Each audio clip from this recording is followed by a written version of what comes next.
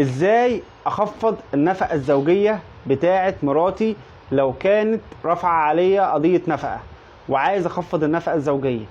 في حيله ناس كتير جدا بتلجأ ليها، ولكن احب اقول لكم ان الحيله دي فيك، واللي هيحصل ان السحر هينقلب على الساحر، وهتحصل مشكله كبيره جدا للزوج اللي مطلق مراته وهيفكر يعمل كده. ايه الحيله دي؟ تابع الفيديو للاخر علشان تعرف كل التفاصيل.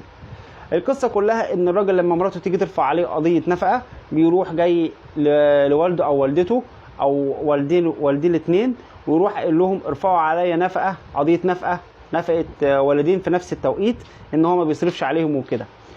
طبعا في الحاله دي لما الاب والام يروحوا يرفعوا قضيه النفقه دي على الزوج بالتزامن او في نفس الوقت اللي الزوجه رافعه فيه القضيه بتاعتها، القاضي بيعرف ان دي حيله من الزوج، وبالتالي بيحكم للام والاب بنفقه اعلى كمان، وبيحكم للزوجه. فيا ريت يا جماعه ما حدش يشغل دماغه، ومفيش حد يقول لك على اي حاجه تسمعها علشان ما تلاقيش نفسك لابس في الحيط، وبدل ما بتدفع نفقه واحده بس تلاقي نفسك بتدفع عده نفقات.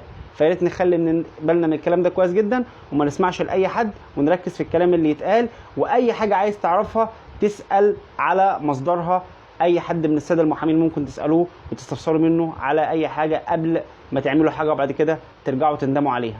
فولو ولايك، واستنوني في معلومه قانونيه جديده.